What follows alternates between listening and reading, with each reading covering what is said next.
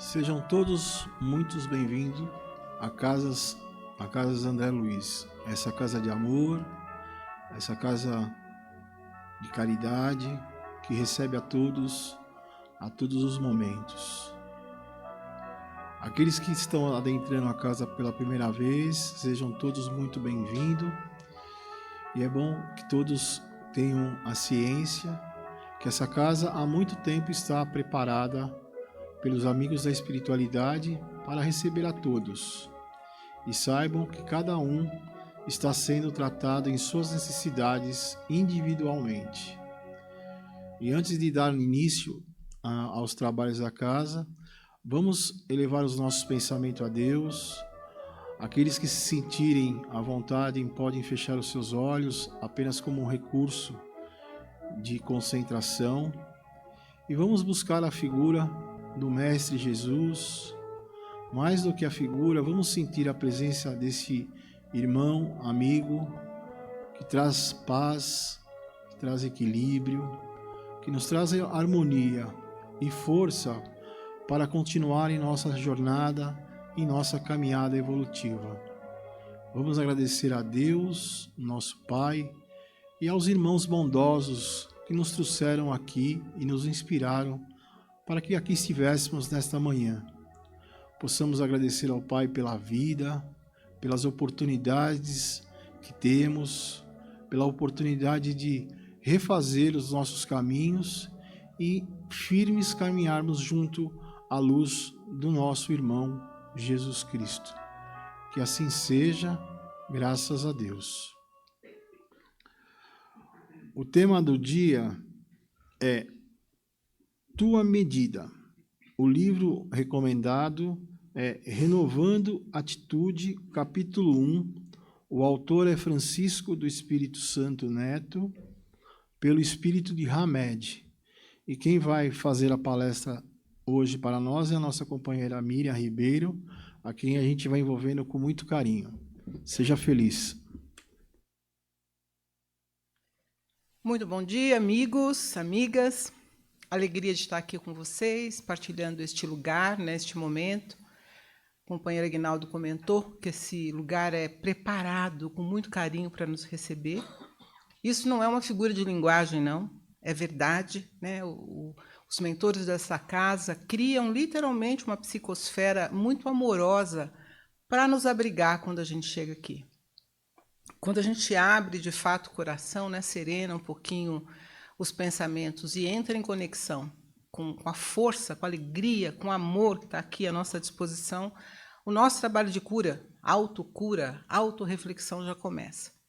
Então, estar num domingão aqui, né, com vocês fazendo isso é um motivo de muita alegria.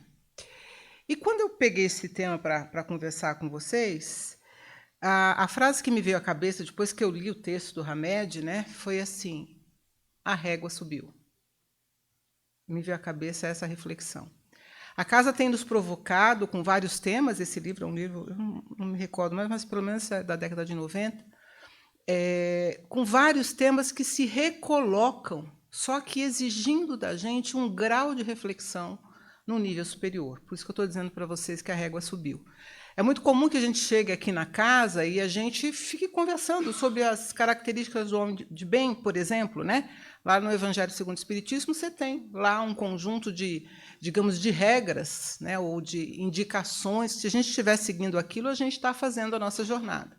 Né, o quanto você faz de autorreflexão, o quanto você segue a lei da justiça e do amor, o quanto você todos os dias se pergunta se você é melhor hoje do que você foi ontem. São algumas das características do homem de bem. Eu estou falando dos meus comportamentos, daquilo que eu faço no meu dia a dia.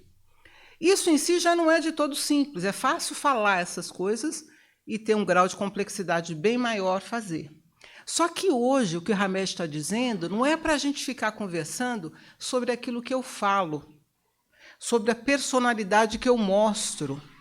Não é para a gente conversar sobre aquilo que está no palco, mas é aquilo que está atrás, lá nos bastidores. Né? A tal da medida aqui que ele está dizendo é para que a gente faça a discussão sobre como é que eu meço, como é que eu julgo aquilo que está lá fora. Não a partir do meu discurso, porque no discurso, meu amigo, todo mundo é bonzinho. O senhor não tem preconceito, o senhor é um homem tentando ser melhor, o senhor tem as suas dificuldades, mas o que está atrás dos bastidores? Sabe, todo mundo acho que já deve ter visto o ventríloco, né? Aquela coisa de você ter o bonequinho ali, tem a pessoa que fica lá, né, mexendo com os pauzinhos, né? De tal maneira que você tem alguém sendo manipulado, só que por forças que estão lá atrás. É sobre isso que a gente vai falar. E quando eu estava lendo sobre isso, eu me recordei de um artigo que eu li há um tempo atrás, é alguém falando deste livro, eu não li o livro, tá? O livro chama O Labirinto da Solidão, é uma obra do Otávio Lozano, que é um poeta mexicano que ganhou o Nobel de Literatura em 1990, tal. Foi diplomata, é um cara renomado. Tem vários livros, mas, em particular, este livro, O Labirinto da Solidão, ele tem uma coisa que eu achei bem interessante. Ele narra, porque é meio histórico esse livro e meio... tem um pouco de poesia também. Mas o que ele diz? Que quando Cristóvão Colombo estava indo para a América e chegou às beiras lá dos mares, né, naquelas grandes travessias de descobrimento que aconteceu, pelos anos de 1400, né, quando Cristóvão Colombo chegou à América, naquelas caravelas enormes, os povos originários destes lugares não viram as caravelas. Vocês entenderam o que aconteceu? Aportou a caravela, lá na beira-mar, os indígenas que moravam lá, que eram os povos originários, não viram as caravelas. Eles não reconheceram as caravelas. Sabe por quê? Porque as sinapses, as informações para compreender aquele objeto, eles não tinham. Eles não tinham elementos cognitivos para compreender que aquilo era uma caravela, que aquilo era um objeto, não tinha sinais, sinapses capazes de fazer com que eles compreendessem o que era aquilo. Isso, e vocês vão pensar, não, isso não é uma fantasia, é fato. Conosco acontece isso. Uma nova língua, por exemplo, você pegar uma língua muito distante da nossa, uma árabe, onde você tem um conjunto de sinais, né? Para nós aquele é um conjunto de sinais, mas que não tem sentido e significado, porque nós não compreendemos aquilo, nós não aprendemos sobre aquilo. O lugar, o espaço onde eu estou, não junta aquele símbolo com outro símbolo, de tal forma que aquilo represente alegria, amor. Mas quem é daquele grupo e que conviveu com aqueles elementos é capaz de compreender. Por isso que, às vezes, é tão difícil aprender uma nova língua. Porque tem elementos que você, ser que está vivendo neste espaço, não teve contato. Quando eu disse para vocês que a régua subiu, é isso aqui. O que o Hamed está querendo que a gente veja, que a gente reflita, é sobre aquilo que a gente não vê. Pense, os indígenas não viram uma caravela objetiva, concreta, na beira-mar. Então, não é para falar sobre aquilo que eu conheço facilmente, mas é para falar sobre aquilo que eu não vejo, porque, às vezes, eu não tenho elementos cognitivos para ter essa compreensão. E não é só esse... Tem mais dois elementos, quando eu estava preparando, que eu me recordei. Um outro, que já era de conhecimento, a gente, pelo menos, já ouviu falar, né? Sobre esses grandes estudiosos, aí, psicanalistas da área dos sentimentos, das emoções, da psique, que é o Freud e o Jung. Eu não vou me aprofundar, não temos nem condição, nem tempo, nem espaço, nem tenho qualificação para isso, para poder aprofundar com vocês as temáticas que esses pensadores, né, especialmente o Freud, é a primeira pessoa que concebe uma coisa que chama inconsciente. Ele diz o seguinte, olha a afirmativa dele. Eu estou simplificando demais aqui, vocês me perdoem a simplificação. O que ele diz? Ele diz assim, olha, 5% do comportamento dos homens... Assim, como é que ele percebeu isso? Observando, analisando. E não foi ele que inventou, ele só observou e foi retomando a história, só que ele teorizou, ele criou a teoria disso. Uma das afirmativas muito fortes que o tal do Freud faz é o seguinte, que nós mostramos 5% de quem nós somos. E 95% de quem nós somos é desconhecido de nós mesmos. Como se fosse um iceberg. né? Onde você tem lá só aquela pontinha que eu revelo para o mundo, e essa pontinha que tem nome, que chama Miriam, que estudou em tal lugar, que tem um filho, que casou, que faz isso, que não faz aquilo, né? Essa pontinha é a pontinha que eu mostro para o mundo. Mas existe um mundo escondido que determina muitas vezes aquilo que essa tal Miriam faz. Está ficando claro? Está confuso? Falei para vocês que subiu a régua. Ele está dizendo assim, olha que interessante. Isso é para todos nós, para todos nós. O senhor, a senhora, nós aqui, nascemos aqui no Brasil, com uma determinada cultura, onde teve escravidão, onde as mulheres têm um determinado comportamento, onde o clima influencia em como a gente se veste, onde os traços culturais é um abrigo de muitos povos que vieram para cá. Nós somos uma mistura, né, de vários grupos que vieram explorar e viver e trocar conosco cultura. Essa psicosfera, esse universo no qual a gente é inserido, que a gente pode chamar de cultura, por exemplo, o que ele diz? Isso faz parte de você. Faz parte daqueles 95% que ele dá o nome de inconsciente coletivo. Isso quer dizer que o comportamento que o senhor e que a senhora têm é parte do que está na sua consciência, mas parte tem a ver com este lugar, com esse espaço cultural, histórico, geográfico que o senhor nasceu. Ou o senhor acha que o comportamento de uma mulher aqui e no Afeganistão é naturalmente o mesmo? Que nasceu na África ou nasceu na Ásia? De uma criança que aos 3 anos no Japão aprende a organizar as coisas, e dos nossos filhos que jogam as coisas e a gente que organiza para eles. Então, o traço cultural, histórico, as experiências de guerra ou não guerra, que um determinado lugar dentro do planeta Terra, né, dentro dessa orbe que a gente vive, as coisas que aconteceram lá influenciam as pessoas que lá residem, lá nasceram. Vocês podem dizer que isso é óbvio, né? Mas a gente não se dá conta do quão forte e poderoso isso é, e a gente desconhece, de tal maneira que eu posso julgar, avaliar, criticar, rotular, determinar e me comportar segundo esse script. E achar que isso é o máximo. E desconsiderar que quem faz isso de um outro lado, faz uma coisa diferente disso, do outro lado, não serve para nada, não vale de nada. Então, vamos reservar que parte de nós é formada, por isso que ele chama de inconsciente coletivo.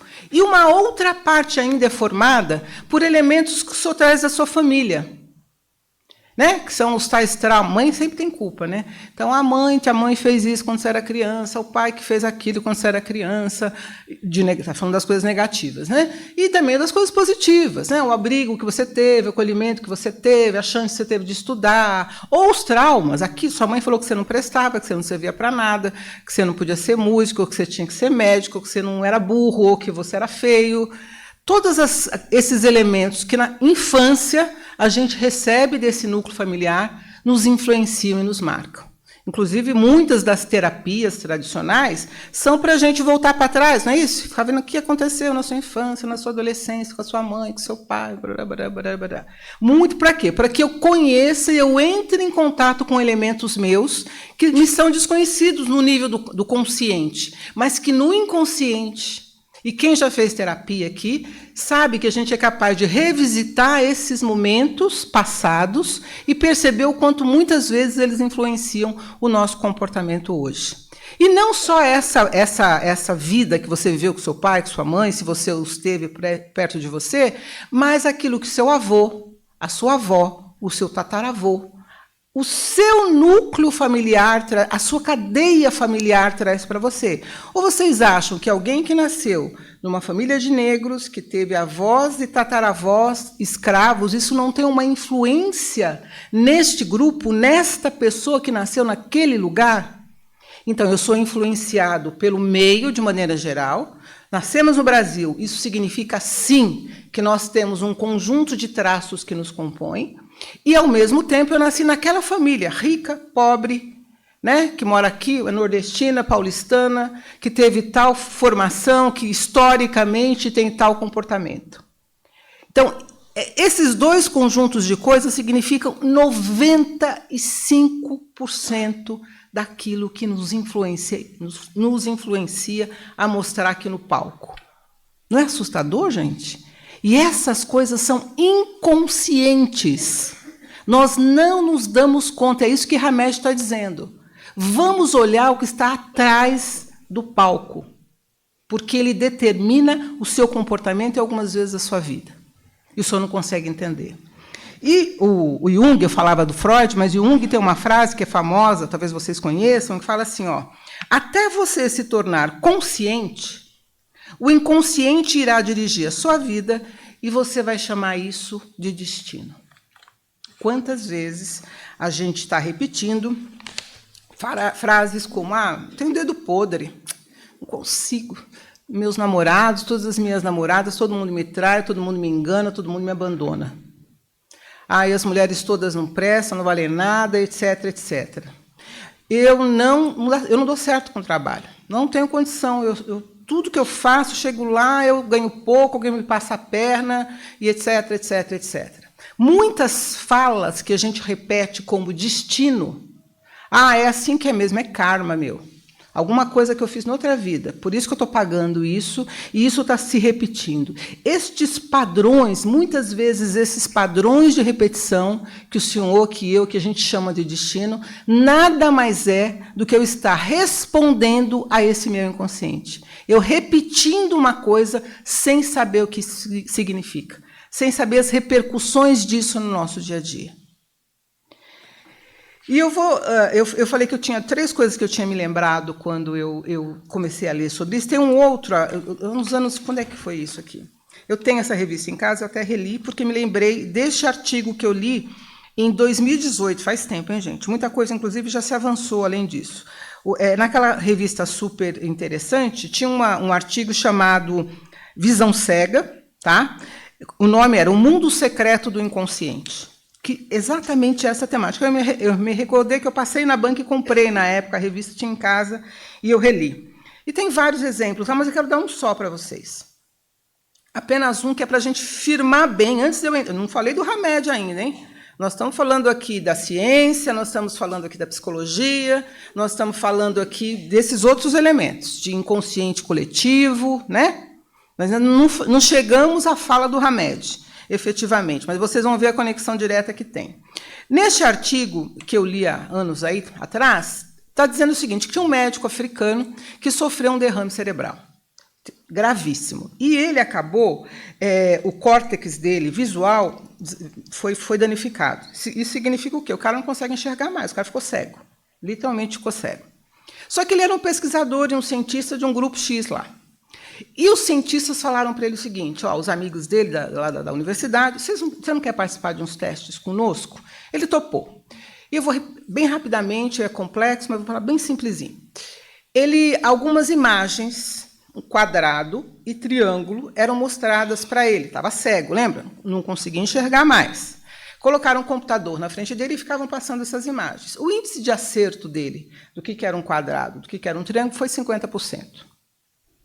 Né? Bom, um índice bom. E aí depois eles descobriram, avançando nas pesquisas, que, na verdade, isso qualquer um de nós faz, enxergando ou não enxergando. O índice de acerto e erro é 50%.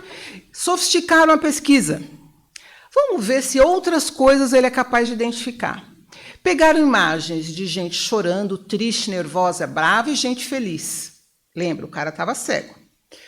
Começaram a expor ele a essas imagens. Uma coisa diferente aconteceu.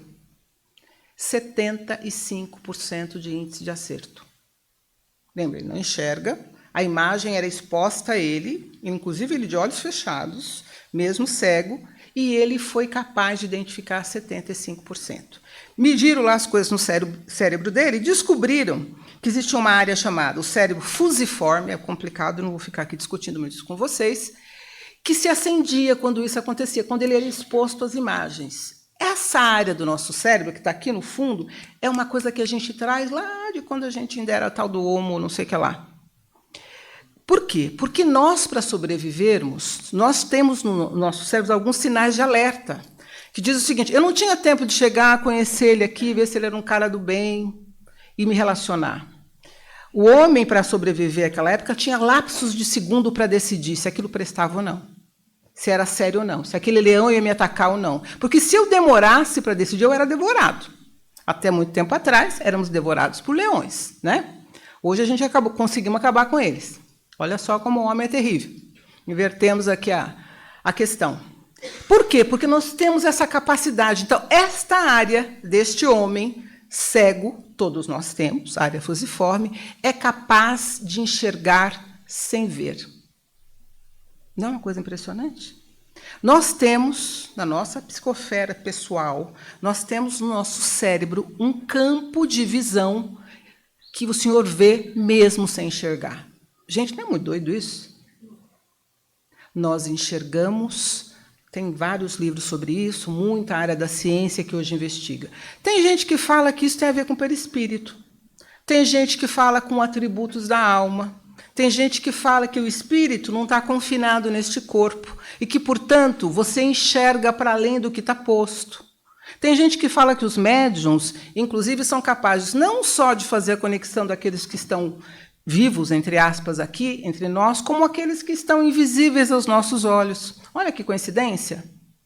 A ideia de que nós enxergamos, nós temos, vamos usar esse termo, não é um termo científico, sensores que vão para além da visão.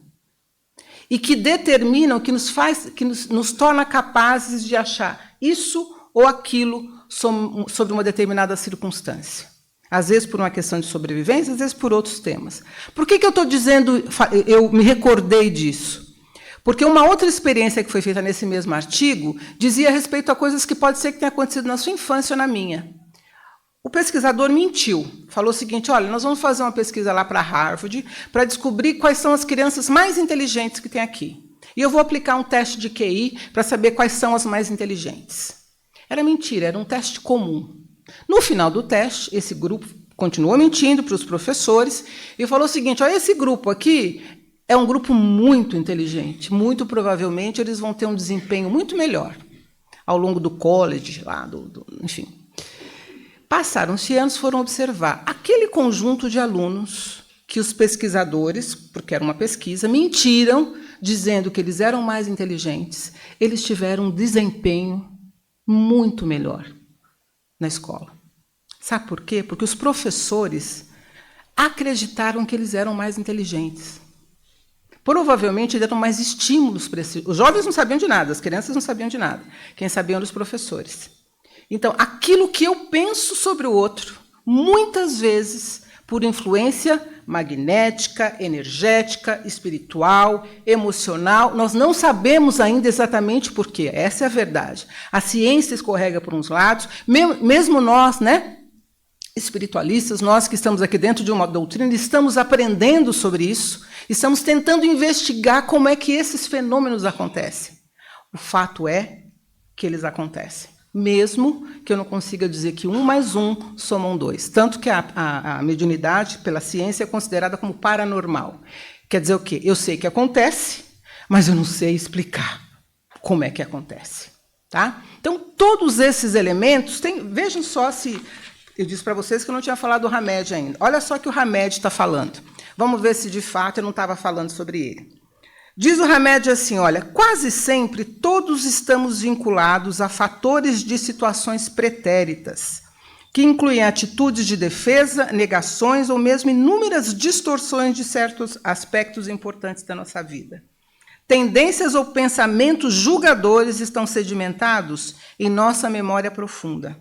São subprodutos de uma série de conhecimentos que a gente adquire na idade infantil e também em vivências pregressas. Tudo a ver com que esse ramo, essas várias áreas do conhecimento estão dizendo. E ele diz ainda mais: censuras, observações, superstições, preconceitos, opiniões, informações, influências, etc., etc., etc., vindas de várias instituições, inclusive religiosas, tá? Formaram em nós um tipo de reservatório moral, uma coleção de regras e preceitos que, se fossem rigorosamente cumpridos, né, simplesmente nos faz com que a gente catalogue aquele é bom, aquele é mau. E é sobre essa crítica que ele está fazendo. O que ele está dizendo? Olha, o seu comportamento, o nosso julgamento, o senhor acha que está sendo determinado pela sua consciência.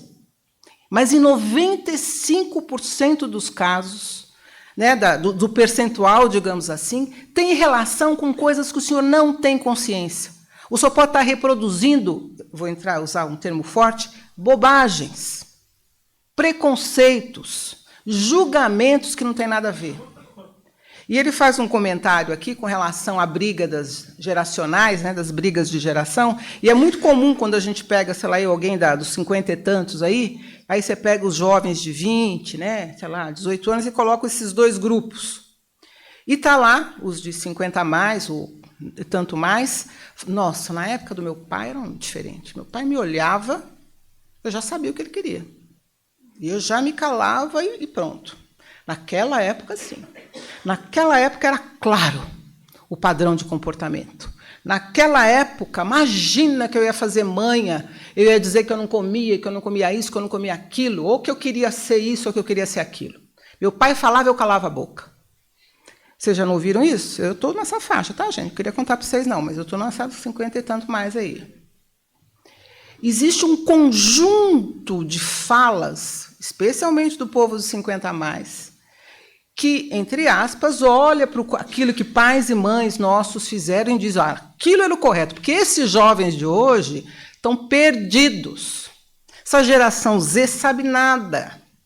Não sabe quem namora, quando namora, o que faz, o que não faz, como é que é? A geração neném, nem trabalha, nem estuda, nem não sei o quê, não respeita não respeita a vida.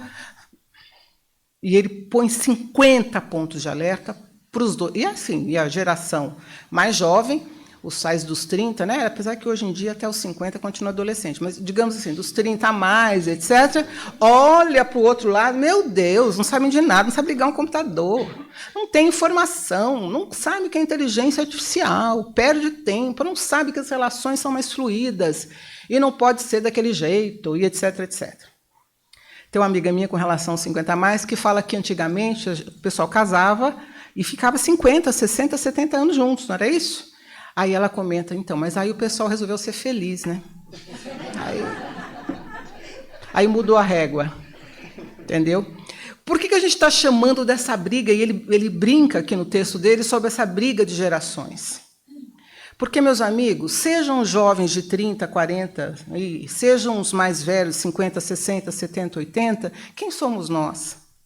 Que não espíritos, tendo uma experiência na matéria. Quem é o seu filho, adolescente, que não um espírito que pode ter reencarnado muito mais vezes que você? Quem é o seu avô e o seu pai, que você venera e que você diz que realmente ele tinha razão, que não um espírito igualmente como você fazendo a caminhada, errando e acertando tanto quanto você? Quem disse que o olhar claríssimo do seu pai objetivo era sinal de avanço moral, e não era autoritarismo? E não era um jeito que ele aprendeu com o pai dele, engolindo o choro, sem poder se expressar, sem poder dizer aquilo que queria, o que não queria, sem nenhuma oportunidade de entender as questões biológicas, emocionais que estavam acontecendo com ele. Obviamente que a gente tem que agradecer pai e mãe. Por eles veio a vida. Obviamente que a gente tem que honrar a família que nos trouxe e nos permitiu estar aqui no planeta Terra. Mas o que nós precisamos ter a clareza é de que esses seres que nos trouxeram e que nos acompanharam até um certo ponto, e mesmo esses que depois descendem, ou aqueles que estão do lado de lá e olhando aqueles que os trouxeram para o mundo, nos recordar que somos todos irmãos, vivendo num planetinha pititico, bem pequenininho quando você olha lá as tantas e tantas galáxias, num momento de transição planetária, provas e expiações, mudando e sofrendo para mudar de nível. E que eu sempre dou esses exemplos aqui, né, para a gente não esquecer. Vamos falar só do nosso país para a gente não falar dos outros. Não faz muito tempo, no fundo do nosso quintal, nós tínhamos escravos. E isso era normal. E mais, para eu dizer que eu era poderoso, eu espancava o escravo em praça pública, para dizer quem manda aqui sou eu. E tinha lei para isso. Nossos avós, tataravós, nossos parentes próximos, aqui no nosso país. Domingão, talvez lá na época das cruzadas, a gente ia lá para o Coliseu fazer sabe o quê? Ver leão, devorar cristão, era a nossa diversão. Quanto mais sangue, quanto mais violenta a luta, melhor. Briga de galo, coisas que aconteciam aí, né? Ou ainda acontece, né? Porque ele vê o bicho morrer ali. Para dizer o seguinte, não vamos fantasiar, vamos nos recordar qual é a essência de quem nós somos. A partir daí, se a gente recordar, seja com 60, 70, 80, 15, 20, espíritos em evolução, influenciados enormemente, em 95% dos casos, por elementos inconscientes, talvez se a gente se recordar isso no nosso dia a dia, a gente faça outros tipos de julgamento, outros tipos de avaliação. A gente se perceba e se observe e veja o quanto não há de preconceito na sua fala e no seu comportamento. Do quanto, muitas vezes, o senhor pode estar limitando o seu potencial, porque a sua família acreditava que ganhar dinheiro é ruim, é pecado. E aí o senhor traz esse padrão de comportamento para a sua vida.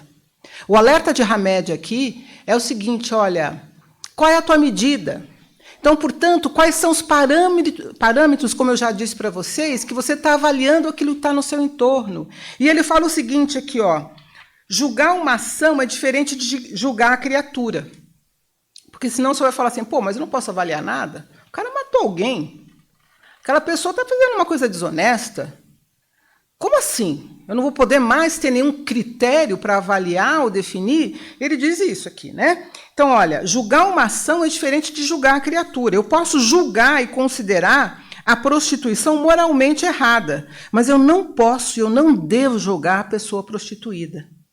Por quê? Porque você não sabe de onde ela veio. Você não sabe o histórico. Você não sabe quais são os determinantes desses tais 95% que fizeram com que ela chegasse naquela circunstância.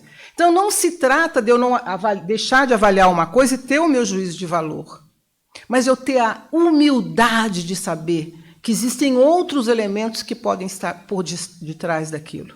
E, no mínimo, eu buscar, porque é meu irmão, é minha irmã, um mínimo de empatia. Ou vocês acham que Jesus, quando nos olhava, com os graus de dificuldade que nós temos, ele fazia juízo de valor? Esse aqui presta, eu não quero. Aquela lá não vale nada, não estudou, eu não quero. Ele fez isso conosco, ele fez isso. Qual foi a exemplificação quando ele foi pegando quem topava? A história, e foi demonstrando, inclusive, as fragilidades dos apóstolos que o seguiam, cada um deles com as suas fragilidades. No entanto, ele fez o acolhimento disso e trouxe, falou, olha, vamos lá, vem comigo.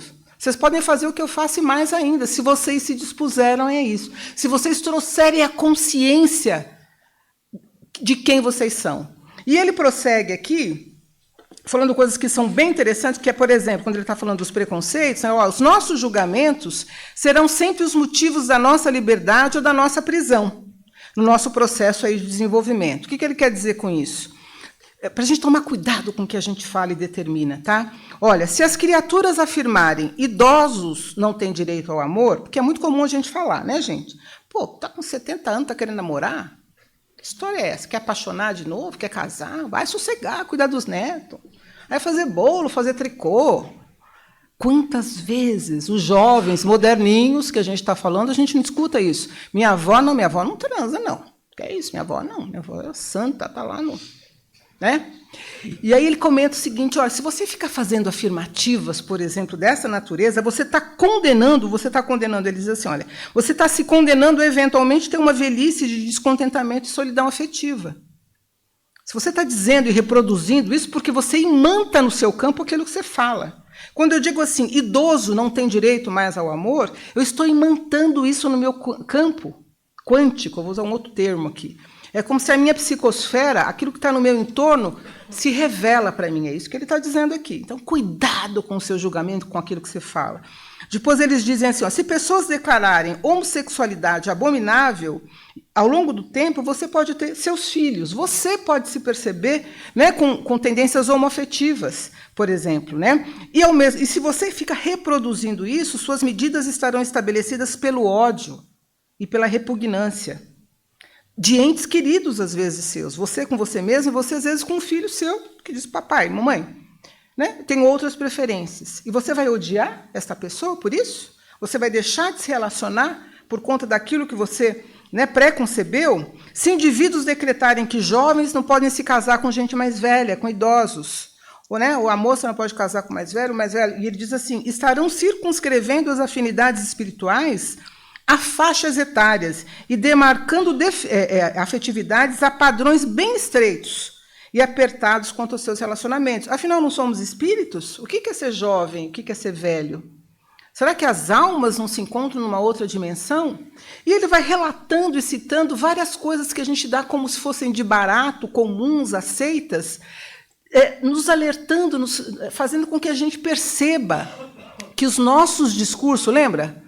Que pode ser que sejamos apenas marionetes na mão de um ventríloco ali, ó. Quando aquilo que a gente está agindo e achando com segurança que é verdade absoluta, nada mais é do que esse monte de questões que estão na nossa psicosfera sem que a gente se dê conta. Quando eu disse para vocês que o sentimento é de que a régua subiu, é que agora não basta só eu dizer que eu sou bom, ou que eu quero ser bom. Não basta mais só dizer que eu estou fazendo aqueles passos lá, como eu disse para vocês, do homem de bem, de ficar me autoavaliando, etc. Não, meu amigo.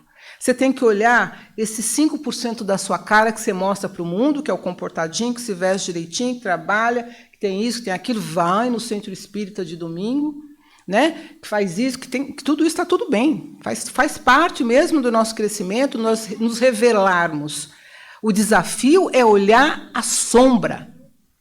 É olhar os 95% e mais, em rever padrão. Em ser capaz de dizer, de fato, eu era absolutamente contrário à questão das relações homoafetivas, etc, etc. Para mim era um absurdo, eu não queria ter filho assim, pai assim, mãe assim, mas eu estou revendo esse conceito. Eu estou tentando fazer uma compreensão para além daquele meu julgamento. Eu estou tentando ver por que, afinal, eu tinha esses elementos que determinavam que eu achava que isso era bom e aquilo era ruim. Então, como eu estou insistindo, a régua subiu. E cada vez mais, porque a gente está indo para o tal do tempo de regeneração, né? O estágio evolutivo da Terra está subindo de grau. E por que ele está subindo de grau? Porque nós estamos mudando. Você vai dizer, meu Deus, mas está tendo 3 guerras lá que eu acabei de ver. É isso. Os desafios estão se colocando no outro nível. Ou vocês acham que era mais fácil na Idade Média, quando as pessoas eram queimadas, do que agora? Os desafios mudaram. Hoje, a tecnologia permite que eu saiba, que eu veja em tempo real uma explosão que está acontecendo lá no meio, né, de Israel. Consigo ver a bomba cair. Consigo ver a cidade sendo devastada. E é tão grave quanto, só que o grau, a intensidade está no outro nível porque a gente evoluiu, gente. Acreditem. A humanidade está... Eu vou usar um termo melhor, vocês vão fazer assim, mas nós estamos melhores. A sombra está vindo aqui para o palco. E por isso que a gente acha que a luz está menor. É o contrário. A luz está sendo ampliada, por isso eu vejo mais a sombra.